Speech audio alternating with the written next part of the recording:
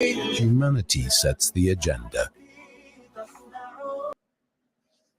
It is exactly 9:44 a.m. We are now going to be looking at the appointment of Imtiaz Fazel, who is the Inspector General of Intelligence here in South Africa.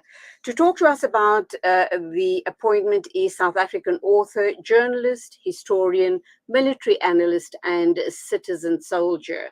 He has published a number of books and consults widely in military affairs. He is Helmoed-Römer Heitman, and an absolute pleasure to have him on the show this morning. Helmoed, a very good morning. Welcome to the program. Morning. It sounds terribly impressive. I'm wondering who you're speaking about. Many congratulations on your amazing achievements. I've heard you on other platforms before, and for a long time have been wanting to engage with you. So thank you indeed for your time this morning. Let's look at the issue around Imtiaz Fazel being appointed as Inspector General of Intelligence. What is he taking on? What is the state of our SANDF, our police force and intelligence service in the country?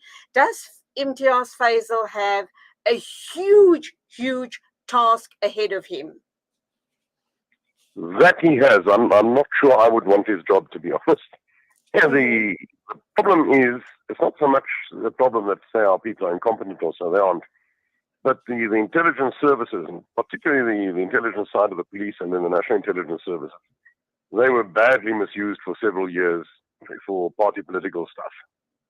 That undermines them, that undermines their own self-image, it undermines their standing, it undermines their capabilities and their abilities. Because then people are appointed for the wrong reasons, not because they're competent, but because they belong to the right faction.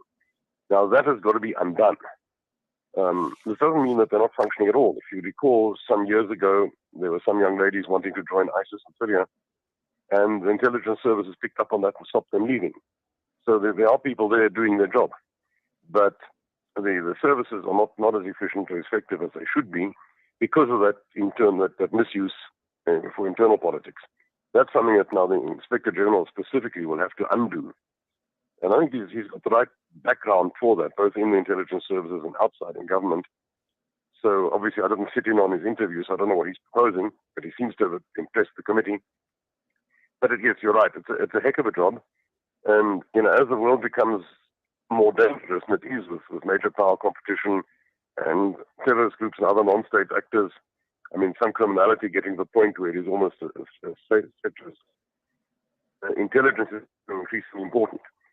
Know what's going on around you and know who the actors are, then you have a reasonable chance of dealing with it and preventing things going wrong. If you don't, or you misinterpret, then you are in trouble.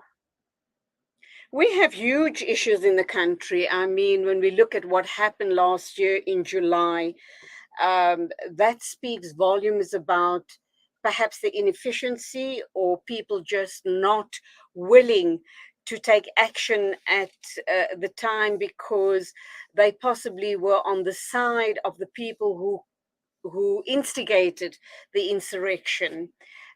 Be that as it may, we have other issues as well, social issues regarding there's a huge human trafficking operation active in our country, drug peddling, drug manufacturing, for use in the country and for export. You must have heard about that big drug bust that left our country disguised in a container of export fruit bound for India, and that's where it was picked up.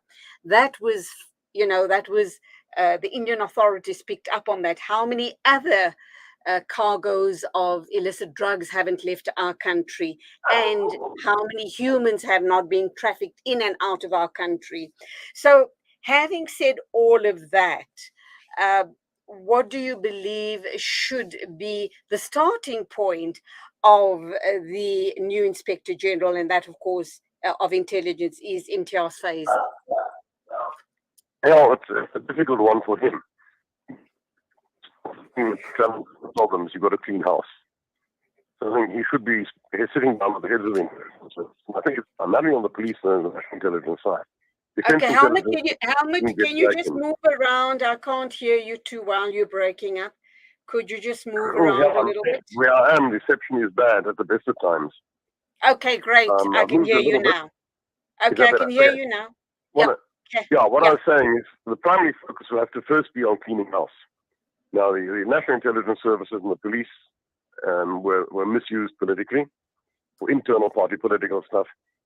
They've got to find out who is involved there and basically get rid of those people, get them out, and replace them with competent people who are not going to be party political. Because the minute you're party political in intelligence business, it clouds your assessment, clouds your feeding back. I think defense intelligence was fairly clean on that side, so there's probably not much concern there. But so basically, he's got to monitor the services to make sure they're doing two things at the same time. They're doing the internal house clearing, and that they are keeping an eye on what's going on around us, and keeping their eyes wide open for new threats, new challenges. There will be new ones. You know, the situation in Cabo Delgado, Mozambique, is not contained to Cabo Delgado. It's only spread west and south. And it spreads further west, it gets into Malawi, from there it can go other places. If it comes further south, it threatens Cabo Delgado, it threatens the gas fields from which we get gas now. Potentially it comes all the way further south, it's on our border, then we have a problem.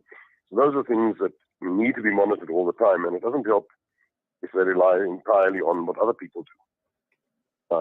You'll recall that some time ago, the Mozambicans apparently got upset that there were South African intelligence people inside Mozambique with UAVs as information.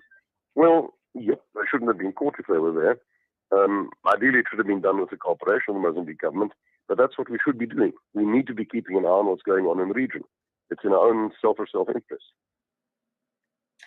The situation regarding the SAPS, we understand from time to time the police commissioner and the minister of police comes on board, suggesting that they understaffed and under-resourced. Is it about not enough resources in place, or is it just, are they as a unit just being totally mismanaged?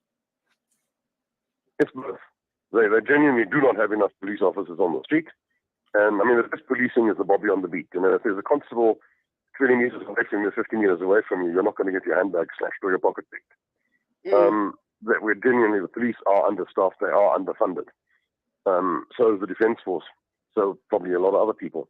But the police have also been mismanaged, unfortunately.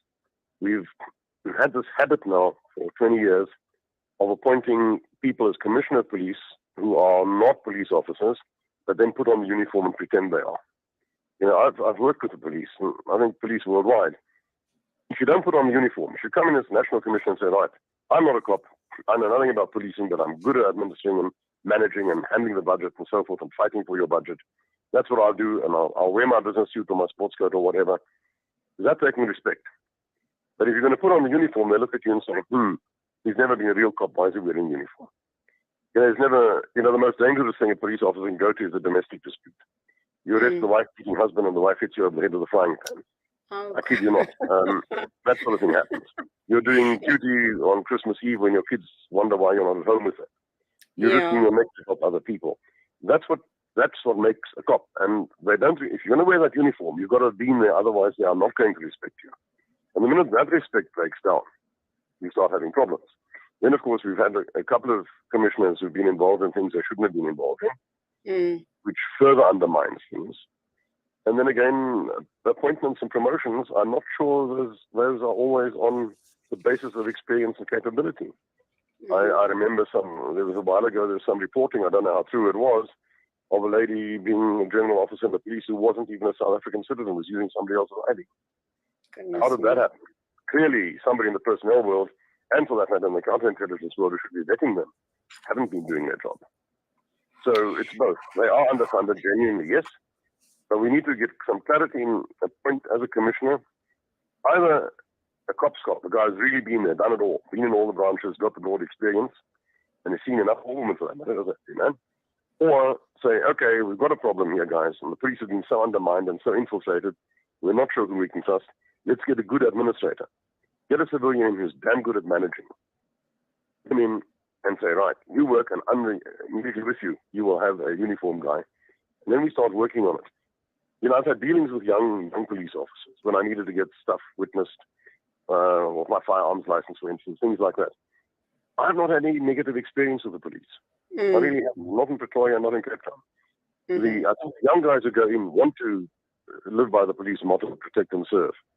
But then they bump into the corrupt ones and the jaded ones, and they either become jaded or they become corrupt or they leave. Some carry on Okay, the same, some don't. Helmut, let's look at this appointment of Imtiaz Fazel as Inspector General of Intelligence. Very quickly, I've got about a minute to wrap up, a minute or two to wrap up. In his role, he's going to monitor and review operations of the intelligence services, including the state security agencies, the Defence Intelligence Division of the South African National Defence Force, and of course, Crime Intelligence Division of SAPS, as we've just been talking about now. Um, According to the presidency, the appointment is a continuation of the attention Ramaphosa is giving to efforts to strengthen the capability of the state, including the security sector. We have huge problems in the country with all the different, ministries, health, education, etc., etc., etc. Are we, as as a person in this space, an analyst, a military analyst, a security analyst, do you believe we have huge issues as far as this is concerned? And what else does Imtiaz Faisal have to keep his eye on, to keep us as a country safe from outside forces, and also to stamp out all of the crime and corruption internally? Look, as I said, that is a critical challenge for him, and he's going to have to dual track. He's going to have to monitor the house cleaning, and he's going to have to monitor the effectiveness of intelligence gathering and analysis. It's one thing is to gather the information, the other thing is to analyze and interpret it properly. And the third thing, in fact, he's got to do is check on the dissemination. For instance, those riots last year, I'm convinced that police officers in the area knew something was coming. Now, why did that information not get to the top? Or if it got near the top, why wasn't it acted on?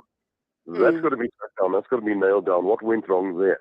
Now, we have the National Operations Center. Did the information not get there? If it got there, why wasn't it dealt with? That's another thing. Basically, he's got three things he's got to look at now, and with some urgency, because we're in an uncertain time, uncertain world. Absolutely. Helmut, that's where we're going to have to leave it. Thank you indeed for your time. We will be watching this space pretty closely, and hope and pray that he does, that he is very, very successful in his new role as Inspector General of Intelligence. That is Imtiaz Fazel. And to you, Helmoed-Römer Heitman, thank you for your time on the show. Go well. God bless. Pleasure. Anytime. 9:57 News and Views, wrapping up in a minute or two after our talk with Dr. Nishi Prabdyal Singh regarding the increase in cases of measles in Limpopo province.